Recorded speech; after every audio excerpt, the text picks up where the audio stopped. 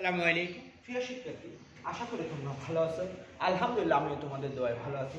আজকে আমি আমার 281 নম্বর লেকচার শুরু করতে যাচ্ছি।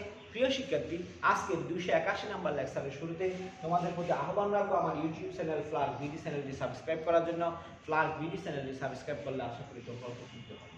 প্রিয় শিক্ষার্থী, আজকে একাদশ শ্রেণীর কাজ শক্তি ক্ষমতা অধ্যায় হতে অতি গুরুত্বপূর্ণ দুই একটি টপিকস নিয়ে আলোচনা করব।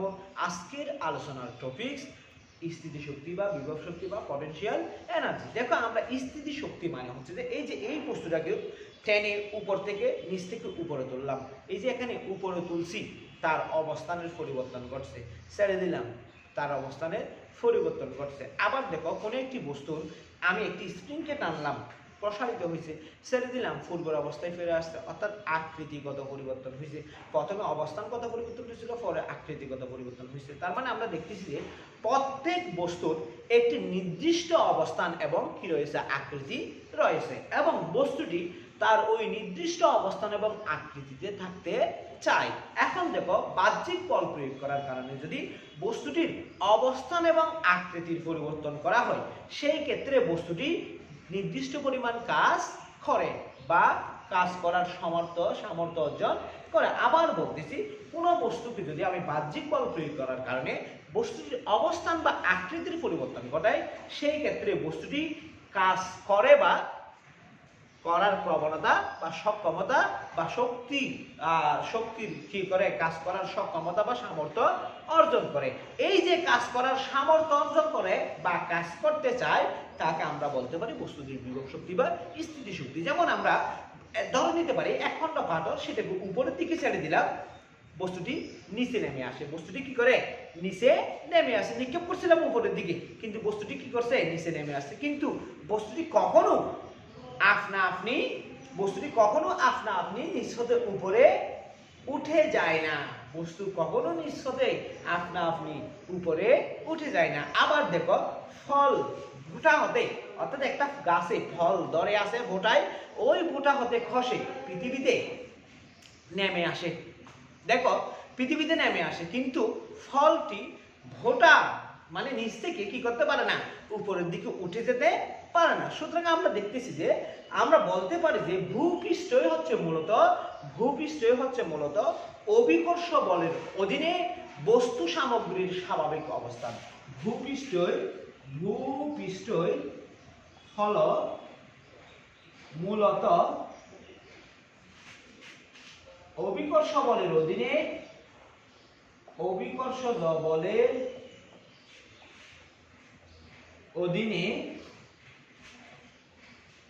বস্তু সামগ্রীর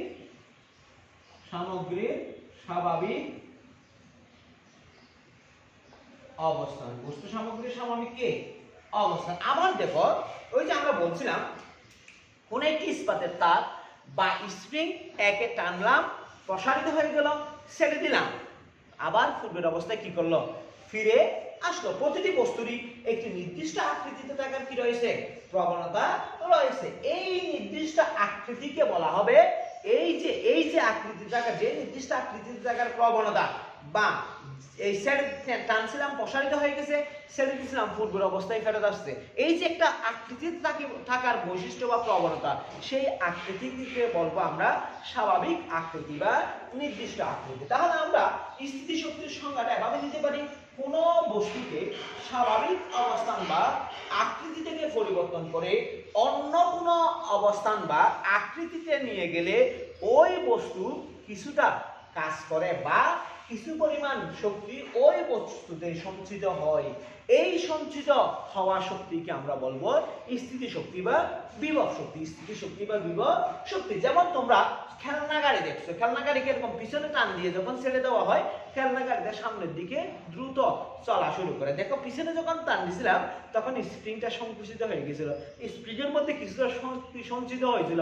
আমি যখন ছেড়ে দিছি, সেই স্প্রিং এর সঞ্চিত শক্তিটা কি হয়ে গেছে, ওই যে সংশ্লিষ্ট শক্তি দিয়ে সে কি করছে, স্প্রিংটা প্রসারিত হতে শুরু করছে, যার কারণে গাড়িটা সামনের দিকে কি হয়েছিল, গতিশীল হতে থাকবে। গাড়িটা সামনের দিকে কি হবে, গতিশীল হতে থাকবে। তাহলে প্রিয় শিক্ষার্থী, তোমরা স্থিতি শক্তি সম্পর্কে একটি নির্দিষ্ট ধারণা পেয়ে গেছো। স্থিতি শক্তির প্রকারভেদ। স্থিতি শক্তি কি, স্থিতি শক্তি বা বিভব শক্তির প্রকারভেদ।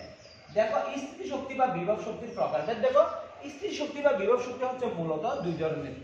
আমরা শুধুমাত্র এখানে এক ধরনের স্থিতি শক্তি বলবো, একটা হচ্ছে যে স্থিতি স্থাপক স্থিতি শক্তি, স্থিতি স্থাপক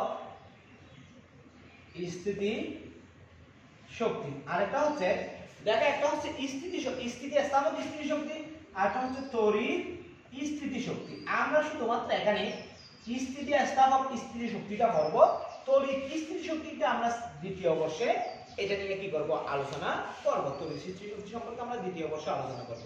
এখন দেখো এই যে গাণিতিক রাশিমালার প্রতিপাদন করবে স্থিতি স্থাপক স্থিতি শক্তির গাণিতিক রাশিমালা প্রতিপাদন করব। দেখো প্রিয় শিক্ষার্থী, স্থিতি স্থাপক স্থিতি শক্তি মানে হচ্ছে যে কোনো বস্তুর মধ্যে যে আকার আকৃতির পরিবর্তনের কারণে যে স্থিতি শক্তি বের হয় সেটাকে আমরা স্থিতি স্থাপক স্থিতি শক্তি বলবো। এই স্থিতি শক্তিটা কোনো বস্তুকে উপর থেকে নিচে তোলার ক্ষেত্রে বা কোনো বস্তুকে টেনে প্রসারিত বা সংকুচিত করার ক্ষেত্রে বা অন্য কোনো ক্ষেত্রে হতে পারে সঞ্চিত। আর তড়িতের ক্ষেত্রে যে স্থিতি শক্তিটা থাকবে সেই স্থিতি শক্তিটা আমরা কি করব, পরবর্তী ইয়ারে বা পরবর্তী বর্ষে আমরা সেটা কি করব, আলোচনা করব। এখন আমরা অভিকর্ষ স্থিতি শক্তি আলোচনা করব। অভিকর্ষ স্থিতি শক্তি দেখো, গ্র্যাভিটেশনাল পোটেনশিয়াল এনার্জি, অভিকর্ষ স্থিতি শক্তি অর্থাৎ স্থিতি স্থাপক স্থিতি শক্তির একটি হচ্ছে অভিকর্ষজ স্থিতি শক্তি। এটা স্থিতি স্থাপক বিভব শক্তির একটি আর কি, অর্থাৎ অনেক ধরনের স্থিতি স্থাপক স্থিতি শক্তি বা বিভব শক্তি রয়েছে, তার মধ্যে হচ্ছে একটি অভিকর্ষজ স্থিতি শক্তি। দেখো কোন একটি বস্তুকে এই ভূমি হতে, এটা মনে করো ভূমি, এই ভূমি হতে এইচ উচ্চতায়, এই উচ্চতা হচ্ছে এইচ, কোন একটি বস্তু এম্বরের বস্তু এই ভূমি হতে এম্বরের বস্তুটিকে এইচ উচ্চতায় নিয়ে যাব। এম্বরের বস্তুটিকে কোথায় নিয়ে যাব, এইচ উচ্চতায় নিয়ে যাব। এইচ উচ্চতায় নিয়ে গেলে দেখো এই যে এম্বরের বস্তুটির ওজন বা বল নিচের দিকে ক্রিয়া করবে। এম্বরের বস্তুটির ওজন বা বল কি কোন দিকে ক্রিয়া করবে, নিচের দিকে ক্রিয়া করবে। তাহলে দেখো প্রিয় শিক্ষার্থী, আমরা জানি যে কোন একটি বস্তু সব সময় পৃথিবীর কেন্দ্রের দিকে কি হয়, আকর্ষিত হয়। তার মানে পৃথিবীর কেন্দ্রের দিকে যে বল আকর্ষিত হয় সেই বলটা হচ্ছে অভিকর্ষজ বল। তার মানে অভিকর্ষজ বলের বিরুদ্ধে একটা বল প্রয়োগ করে বস্তুটিকে আমি ভূমি হতে কোথায় নিয়ে যাব, এইচ উচ্চতায় এ বিন্দুতে নিয়ে যাব। এইচ উচ্চতায় এ বিন্দুতে নিয়ে যাব, ভূমি হতে বি বিন্দু হতে এইচ উচ্চতায় এ বিন্দুতে নিয়ে যাব। এই যে এ বিন্দুতে নিয়ে গেলে বস্তুটির মধ্যে বস্তুটিকে উপর একটি কাজ সম্পাদন করে বা বস্তুটি একটি কাজ করে, এই কাজটা এখানে একটি সঞ্চিত শক্তি হিসেবে জমা থাকবে। এই সঞ্চিত শক্তিকে আমরা কি বলবো, স্থিতি শক্তি বা বিভব শক্তি বলবো। দেখো প্রিয় শিক্ষার্থী, আমরা মনে করে নিলাম বস্তুটির ভর এক, এই এম্বরের বস্তুটিকে অভিকর্ষজ বলের বিরুদ্ধে কি করব, উপরের দিকে নিয়ে যাব। উপরের দিকে কি করব, নিয়ে যাব। এখন মনে করলাম বস্তুটিকে শুধুমাত্র আমি এই ডিএস পর্যন্ত দূরত্ব উপরের দিকে তুলবো। ডিএস পর্যন্ত দূরত্ব কি করব, উপরের দিকে তুলবো। যদি ডিএস পর্যন্ত দূরত্ব উপরের দিকে তুলি, দেখো ডিএস পর্যন্ত দূরত্ব কোন দিকে তুলবো, উপরের দিকে তুলবো। তাহলে কি বল প্রয়োগ করে তুলতেছি, আমি বাহ্যিক যে বলটা প্রয়োগ করতেছি সেই বল প্রয়োগ করে তুলতেছি, অর্থাৎ অভিকর্ষ বলের বিরুদ্ধে বল প্রয়োগ করে তুলতেছি। অভিকর্ষ বলের বিরুদ্ধে যে বলটা, সেই বলটা কিন্তু কোন দিকে, উপরের দিকে। বস্তুটা উঠতেছে কোন দিকে, উপরের দিকে। তার মানে সরণ এবং প্রয়োগকৃত বল এর দিক হচ্ছে একই দিকে। তাহলে দেখো এখানে বলটা প্রয়োগ করছিলাম, মনে করো এফ বল। কি বল প্রয়োগ করছিলাম, এফ বল প্রয়োগ করছিলাম। তাহলে ডিএইচ দূরত্ব সরণের জন্য কৃত কাজ, ডিডব্লিউ হলে ডিডব্লিউ সমান লিখতে পারি এফ ডিএইচ। এফ কি এইচ, ডিএইচ। এদের মধ্যবর্তী কোণ আছে, এদের মধ্যবর্তী কোণ হচ্ছে 0 ডিগ্রি। কেন, বল যেদিকে সরানো সেদিকে। তার মানে এফ ডিএইচ cos 0 ডিগ্রি। কারণ এইচ এবং বল পরস্পর কোন দিকে, একই দিকে। তাহলে আমরা পাবো এফ ডিএইচ। টোটালি ডিডব্লিউ সমান আমরা কত পাবো, এফ ডিএইচ পাবো। দেখো প্রিয় শিক্ষার্থী, এখানে এফ হলো বাহ্যিক উচ্চ কর্তৃক প্রযুক্ত বল, অর্থাৎ যে বলটা প্রয়োগ করে আমরা বস্তুটাকে অভিকর্ষ বলের বিরুদ্ধে উপরের দিকে কি করতেছি, নিয়ে যাচ্ছি। এখন দেখো বস্তুটিকে আমরা ভূমি থেকে নিয়ে যাচ্ছি, কোথায় নিয়ে যাচ্ছি, এইচ উচ্চতায় নিয়ে যাচ্ছে। অর্থাৎ এইচ সমান 0 বিন্দু থেকে এইচ সমান কোথায় নিয়ে যাব, এইচ উচ্চতায় নিয়ে যাব। আবার বলতেছি বস্তুটিকে ভূমি থেকে কোন দিকে নিয়ে যাচ্ছি, এইচ উচ্চতায় নিয়ে যাচ্ছে। তার মানে এইচ সমান 0 থেকে এইচ সমান এইচ উচ্চতায় নিয়ে যাব। এখন দেখো প্রিয় শিক্ষার্থী, কোন অভিকর্ষ বলের প্রভাবে নিচে পড়তে থাকলে, কোনো অভিকর্ষ বলের প্রভাবে যদি কোনো বস্তু নিচে পড়তে থাকে সেই ক্ষেত্রে এইচ এর মান ঋণাত্মক, সেই ক্ষেত্রে এইচ এর মান কি ঋণাত্মক। আবার বলতেছি, বাহ্যিক বল প্রয়োগ করে বস্তুকে উপরে উঠালে বস্তুর উচ্চতা ধনাত্মক। কাইন্ডলি একটু মনে রাখবা, অভিকর্ষজ বলের প্রভাবে বস্তু নিচের দিকে পড়তে থাকলে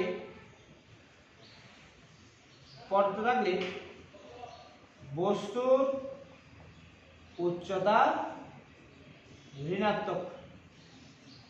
তাহলে দেখো আমরা প্রথমে উপরের দিকে তুলছিলাম, তাহলে উপরের দিকে যদি ধনাত্মক হয় বস্তুটা নিচের দিকে পড়তে থাকলে ওই উপরের দিকের সাপেক্ষে বস্তুটা নিচের দিকে দূরত্বটা কি হয়ে যাবে, ধীরে ধীরে ঋণাত্মক হয়ে যাবে। তার মানে অভিকর্ষ বল, দেখো এখানে অভিকর্ষ বলটা ছিল এমজি, অভিকর্ষ বলটা কি ছিল এমজি, ওই যে অভিকর্ষ যে বলে বস্তুটিকে নিচের দিকে টানতেছে সেই বলটা দেখো এখানে এমজি, এফ সমান এমজি। তাহলে অভিকর্ষ বল অবশ্যই কি হবে এমজি হবে। এখন বস্তুটিকে যদি আমি এই উচ্চতায় উঠাই, এই বলের বিরুদ্ধে আমায় কি করতে হবে, কাজ করতে হবে, এই বলের বিরুদ্ধে আমায় কি করতে হবে, কাজ করতে হবে। তাহলে বলের বিরুদ্ধে যদি আমি কাজ করি তাহলে সেই কৃত কাজটা এফ সমান আমরা পাবো এমজি, এফ সমান কি পাবো এমজি পাবো। তাহলে এই দুটো সমীকরণ থেকে আমরা লিখতে পারি ডি ডাব্লিউ সমান এমজি ডিএস, এমজি কি এস ডিএস। এখন দেখো প্রিয় শিক্ষার্থী, বস্তুটিকে ওঠাতে অর্থাৎ ভূমি থেকে কোথায় উঠাবো, ভূমি থেকে এই উচ্চতায় উঠাবো। তার মানে এই 1 নং সমীকরণকে যদি আমি h সমান 0 থেকে h সমান h সীমার মধ্যে, h সমান 0 থেকে h সমান h সীমার মধ্যে কি করি, সমাকলন করি, তাহলে বস্তুটাকে b বিন্দু থেকে a বিন্দুটাতে যে পরিমাণ কাজ সম্পাদন করতে হবে সেই কাজটা আমরা কি করব, পেয়ে যাব। দেখো আমরা কি পাবো, তাহলে আমরা একটু সমাকলন করে দেখব। দেখো ইন্টিগ্রেশন dw সমান integration 0 to h mg dh সমান হচ্ছে mg বের করে দিলাম ইন্টিগ্রেশন 0 টু h dh। দেখো ইন্টিগ্রেশন dh সমান h হবে, তাহলে আমরা পাবো h 0 টু h, একবার h এর মান h বসাবো আর একবার কি বসাবো 0 বসাবো। তাহলে আমরা পাচ্ছি বা